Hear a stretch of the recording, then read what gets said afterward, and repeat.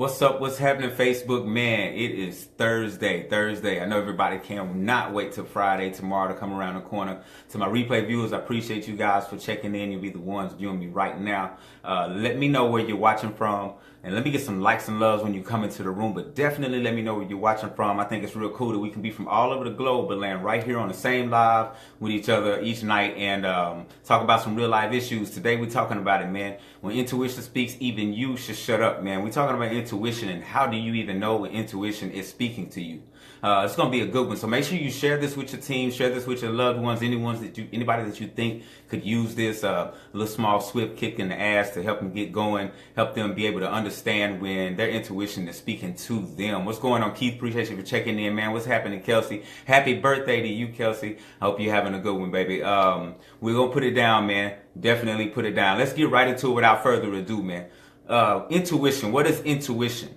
Intuition, man, it's really strong nowadays. I find a lot more people paying more attention to their intuitions. Intuition is that something out of the ordinary that happens and you're able to notice, where you get that gut feeling that something's not right when you walk into the room and you're wondering, why am I getting this feeling? I got a gut feeling that I shouldn't be doing this. What's up, Allison? Appreciate you for checking in. I got this gut feeling that I shouldn't be doing this, or something's telling me that I need to go ahead and cut the gas off, or something's telling me that I need to make sure that I check to see if I lock the front door. That gut feeling, that's your intuition speaking to you.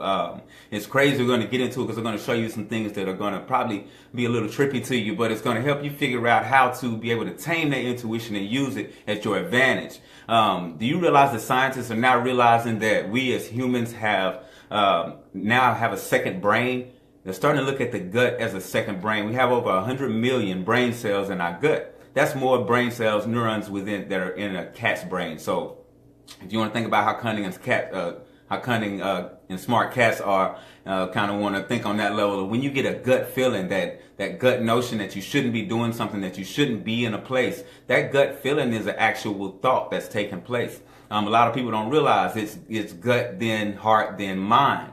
A lot of people like to say it's mind first, but that's not the case. Even the heart is 5,000 times more powerful magnetically than the brain. So we're talking about attraction. We're talking about feeling when we say magnetically. Make sure you let me get some likes and some loves. Let me know that y'all in the building. I still love to keep that pep rally pumped, even though it's Thursday. We're getting close to Friday for you guys to be able to do that short victory celebration. But like I said, 5,000 times more powerful than the brain magnetically. So that means attraction, right? So the things that we feel, our heart's desires, the things that we're drawn to, speak to us through intuition. Also through the gut. So you say you get that gut feeling. That's why I love what I'm able to do with our team, the way we're building business. We actually go in and we heal the gut with our people, our loved ones, our friends that we share this message with. It's a message of changing your lifestyle, healing your gut through whole food nutrition. And I think that that's highly important because by the gut being the second brain, it's kind of awesome that you'll be able to take care of your brain, and in turn, taking care of that brain, that second brain, you're nurturing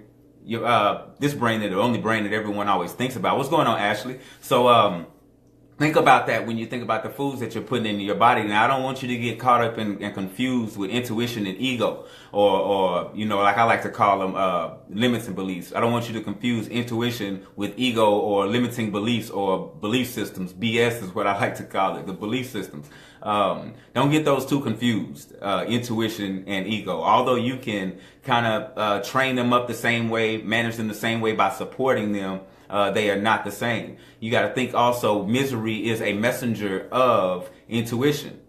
Misery is a messenger of intuition. You're bored all the time. You're upset all the time. Every time you're somewhere, you're down. You get this feeling. That is a sign. That is a signal telling you that you are somewhere that is unhealthy for you, that you do not need to be. That is a gut feeling for you. So remember that misery is a signal or a message from your intuition, meaning that your intuition is so far silenced to where it has to send a message to reach out to you now. So you have to be put in a state of misery, a state of uncomfort for you to move into, for you to want to make your life better, for intuition to be able to speak to you a lot louder. It's crazy because a lot of people have jobs that they're in and their hearts aren't in it. They get this gut feeling and they're sick to their stomach about their job, but mentally they know they must be at this job. So it's a full mental thing, but they're sick to death. It's weighing in on their health. They're starting to show it in their face. They're starting to show it in their skin. You can see it on them, but their mind is programmed for them to get up every day, go to work, routine, rat race, rat race.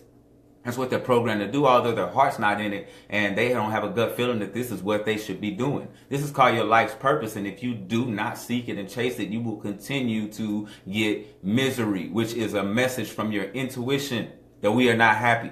So you have to listen to these messages, and there's a way for you to grow this intuition and make your intuition stronger. The way that you can do this, what's happening, Veronica, what's happening, Amanda? The way that you can make your intuition stronger, man, it is so simple. I'm going to give you the easiest hack to strengthening your intuition. Have you ever seen a cup leaning on the edge of a table and you say to yourself, man, that cup's going to fall, but you don't grab that cup? And later on you come back and that cup's on the floor with the water, the juice, or whatever it is on the carpet. And you say to yourself, man, I knew that cup was going to fall. I knew that was going to happen. I should have. Okay, this is how you strengthen that intuition. When you see that, the small things, it's as small and minor as that. You see that cup, grab that cup, move it. When you see your keys and you say, man, I need to put my keys up. I'm going to be looking for them in the morning. You grab those keys and you put them up. You start doing smaller things. When your intuition starts to see that you trust it more, it'll start to speak to you louder. It'll start to guide you in the direction where you want to go. For you to be able to see how strong your intuition is or how right it is, start to write down how many times you trusted your intuition and it was right. Start to write down how many times you trusted your intuition and it was right. If you need some help in persuading you to trust your intuition more, it will help you out a lot more.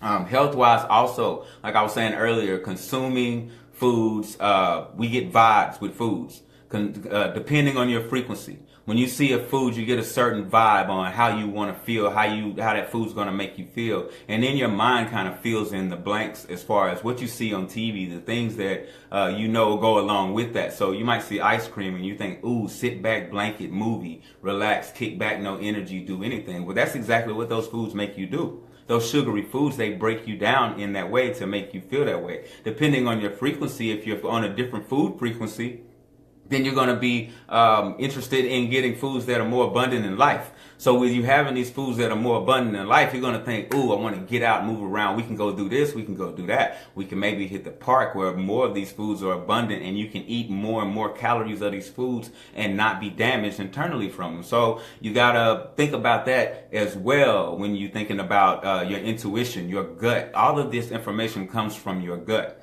Like me with my foods, I think a little more deeply with my foods with the frequency I'm on. I think as far as with me and vegan vegetarian life and I think about the information being in the blood. And I think about what could have been in the blood of that animal. You know, it could have been raised in fear. It could have been hurt. It could have been anger. It could have been shock at death. It could have been riddled with disease and illness. All of this information is in the blood.